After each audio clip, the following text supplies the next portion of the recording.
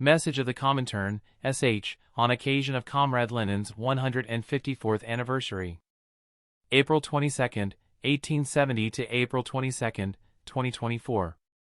At the same time valid as the official Comintern, SH, may call for the year 2024. Today we celebrate the 154th birthday of Lenin.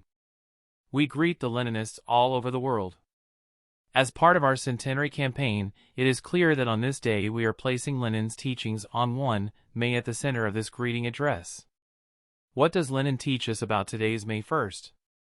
In 1919, Lenin shouted at the May Day demonstration, "Long live the International Soviet Republic! Long live communism!" This is also the May Day call of the Comintern, SH, in 2024, 105 years later. Engels fought for the establishment of May 1st and Lenin crowned May 1st with the victory of the first socialist state in the world. During Engels' lifetime, the two International was guided by Marxism. Engels was faced with the most important task of securing the international unity of the proletariat on the basis of scientific communism, and he fought for the victory of Marxist forces on a world scale. He was the founding father of the First World Congress in 1889, which directed the international labor movement towards the struggle against militarism and war, and towards the formation and strengthening of political parties and mass trade union organizations in all countries. It is particularly thanks to Engels that at this Congress, May 1st was adopted as a day of struggle for the international proletariat in general and for the 8-hour day in particular. The decision to celebrate May Day for the mobilization of the masses and the strengthening of international proletarian solidarity was of world historical significance, has remained so to this day and will continue to be so in the future when it comes to the world socialist revolution. Today, after 135 years, the struggle for the 8-hour day has still not been victorious for most workers worldwide. In some countries, the 35-hour week and in some cases already the 30-hour week have been demanded for many years. Only in a few cases has this become a reality. Whatever the future working time demands may look like in concrete terms, the struggle to reduce working hours will remain of the utmost importance for the road to world communism even after 135 years. At the very first May Day demonstration in 1890, Engels called on the international proletariat to turn the annual May Day into a traditional parade of the growing proletarian world army.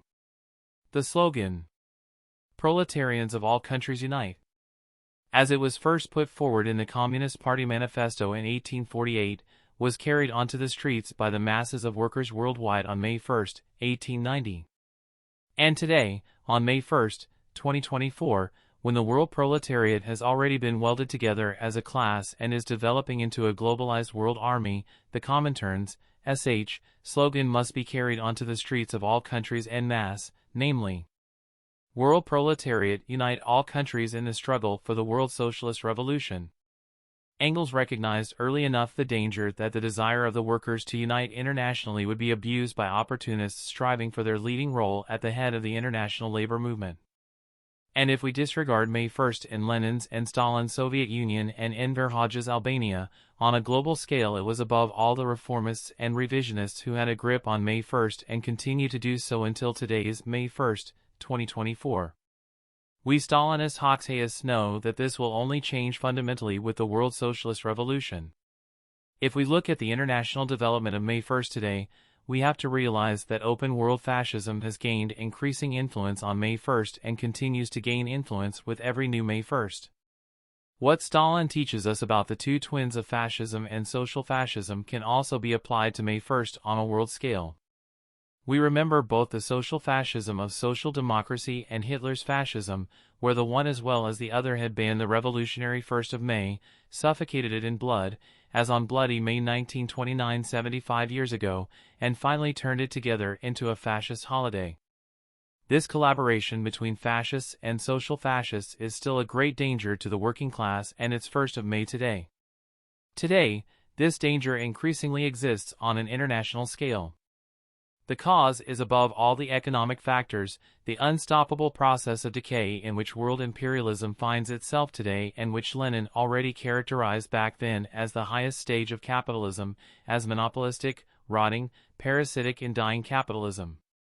Today, capitalism is in the process of plunging the world into the abyss, not only by ruining the social and economic basis of life of the entire world population, slaughtering people in imperialist wars and plunging them into refugee misery, but also by destroying the entire planet Earth with every new day by overexploiting nature and polluting the environment.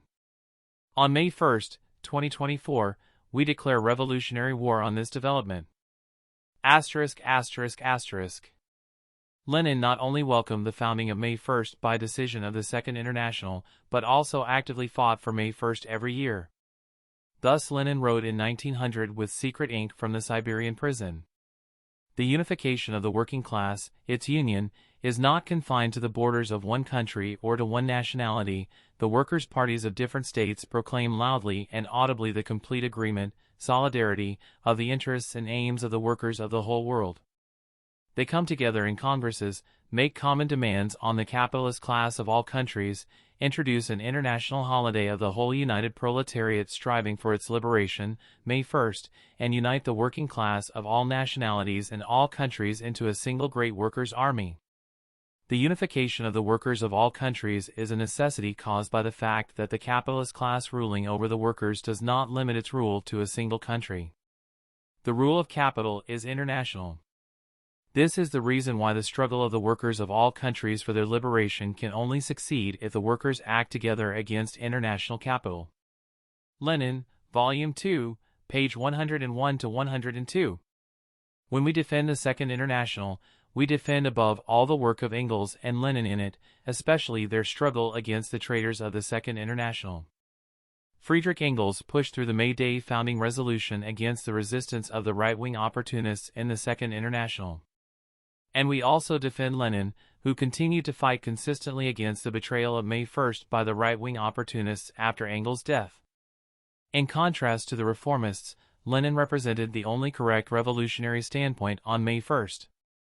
In supporting this struggle for partial demands, W.E. Socialists must always emphasize the connection with the liberation struggle of the proletariat in all countries. And May 1 must be the day on which the workers make the solemn declaration that they are aware of this connection and join this struggle with all determination. Lenin, Volume 4, page 361. But the success of the world socialist revolution depends on two factors, as Lenin said. It is usually not enough for a revolution that the lower classes do not want to live as before.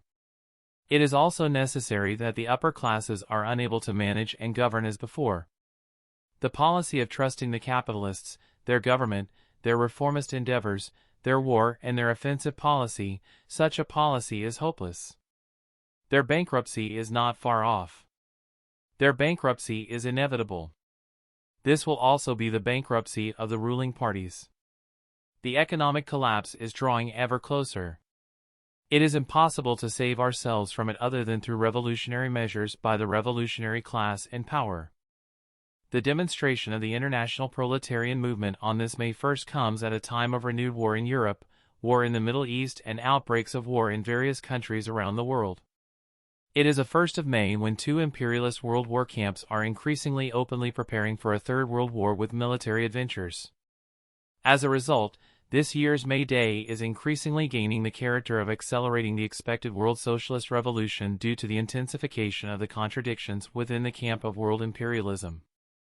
If the world bourgeoisie has to resort to ever greater divisions and distortions in capitalist society in order to maintain its dictatorship, which go further and further to warlike conflicts, the answer of the revolutionary world proletariat can only be to overcome this death-bringing division of society by creating a united revolutionary world front, the creation of a world Red Army for the purpose of overthrowing the dictatorship of the world bourgeoisie and establishing the dictatorship of the world proletariat. Today, when the dissatisfaction of the broad masses is growing in all countries of the world, when the whole world is in great turmoil and ferment, when the world proletariat everywhere will awaken to revolutionary struggle, it is important on May 1 to draw a clearly visible line of separation from the traitors in our own ranks, a clear line of separation between reform and revolution. At a time when workers are struggling with an increasingly threatening life situation and have to tighten their belts more and more, their resentment and disapproval of all the pseudo-militant May Day speeches by government representatives and their reformist trade union bosses, who lie about the blue sky, promise improvement through reforms and fuel illusions in the so-called self-healing powers of capitalism, is also growing. The masses are supposed to be pacified on May 1st, to be kept docile for law and order of the exploiters and oppressors, instead of rebelling against the authorities, revolting and fighting for revolution. On May 1st, the situation has remained the same for years. Last year's May 1st demands were not met the following year, and so today's May 1st demands will not be met next year either. Although most of our colleagues are fed up with these empty promises and have lost their illusions that their situation will improve, they have by no means freed themselves from the prevailing bourgeois influence in their minds. It is above all the deep-seated anti-communist ideology with which the bourgeoisie is trying to prevent the proletarian masses from taking to the streets for liberation from wage slavery, for the world socialist revolution. And even if they wanted to, the majority have still not wanted to take to the streets with the red flag. Colleagues in their company, in the Yellow Union, or even in their circle of acquaintances would not want to attract so much negative attention, would not want to isolate themselves, and would not dare to take to the streets because of the police, who keep a close eye on and monitor every participant on May 1st. The whole atmosphere on May 1st is becoming more and more contaminated with social fascism, and the once revolutionary character is fading more and more with every year. Despite the red flags and banners, these are tired marches, not revolutionary demonstrations of struggle. The 1st of May has remained firmly in the hands of the social fascists, and those who run after the social fascists like puppies cannot really be revolutionary. Do we want to stand idly by and accept this reactionary development of May 1st? Of course not. Let us once again make May 1st a revolutionary day of struggle to overcome and overthrow the capitalist world order, a day of struggle for world socialism. Lenin quotes Plekhanov, when this renegade was still a revolutionary. In an epoch of strong social ferment, when the political atmosphere is charged with electricity and soon here, soon there, from the most diverse and surprising causes, increasingly frequent outbreaks occur, announcing the approach of the revolutionary storm. In short, at a time when one must agitate or one will have the hindsight, only organized revolutionary forces can exert a significant influence on the course of events. The individual then becomes powerless. Only units of a higher order can cope with the revolutionary work, revolutionary organizations. Plekhanov, quoted in Lenin, Volume 4, page 359. And so today the Comintern, SH, will exert influence on May Day as the revolutionary organization that calls for struggle against the May Day crimes of the social fascists, against the treachery of the yellow trade union bosses and their long and broad rat tail within the left movement. There are the three well-known different main tendencies, the main political tendencies, as they are represented on May 1st, in general. 1. The reactionary to openly fascist rejection of the revolutionary May tradition or the intention to transform May 1st into a holiday of the fascist/social fascist state. 2. The bourgeois reformist social fascist direction as the currently dominant direction of May 1st, which still exerts far too much influence on the entire left movement and thus keeps it in tow. 3. The revolutionary direction, which has remained faithful to the revolutionary character of May 1st and is fighting against the hostile first and second currents for a red May 1st with the aim of liberating the working class from wage slavery, with the help of the world socialist revolution, with the aim of world communism. And from Lenin we learn on May 1st the agitation for the necessity of the revolutionary struggle against the present social and political world order. Here and there the workers had succeeded relatively easily in forcing the employers to make concessions through strikes, and people began to attach excessive importance to this economic struggle. People began to forget that, at best, trade union, professional, associations of workers and strikes only succeed in enforcing slightly more favorable conditions for the sale of the commodity of labor power. Trade associations and strikes cannot help if this commodity is not in demand as a result of the crisis. They are incapable of changing the conditions that turn labor power into a commodity and condemn the masses of working people to the most oppressive hardship and unemployment. To change these conditions, the revolutionary struggle against the entire present social and political order is necessary, and the industrial crisis will cause many, many workers to become convinced of the correctness of this realization. Lenin, Volume 5, page 16. The protests at the social fascist May Day rallies this year should show the whole world that the world proletariat is walking firmly on its revolutionary path, without which there is no salvation for the suffocating and rotting alive world. May the 1st of May come, after which we will celebrate the victory of the World Socialist Revolution every year. In 1923, years after the victorious Great October Socialist Revolution, Lenin called for a subotnik on May 1st. The capitalists called labor free when the peasants and workers were forced to sell their labor to them, leaving them only the freedom to die of hunger. We call such labor wage slavery. We will work so that the rule of all for one and one for all, the rule of each according to his ability, to each according to his needs, will penetrate the consciousness of the masses, become a habit, become second nature, so that slowly but surely communist discipline and communist labor will prevail. Only malicious enemies of the working people, only malicious supporters of the bourgeoisie can turn up their noses at the subotnik on May 1st, only very miserable fellows who have sold themselves to the capitalist's lock, stock and barrel can judge disparagingly when the great May Day is used as an occasion to attempt to introduce communist labor on a mass scale. We know that it is not easy to organize free labor properly and to work under the conditions of the present difficult times. Today's subotnik is a first step on this path, but if we continue along it, we will create truly free labor. We have succeeded in dislodging an enormously heavy boulder, the boulder of inertia, of ignorance, of stubborn adherence to the habits of free trade and the free buying and selling of human labor power like any other commodity.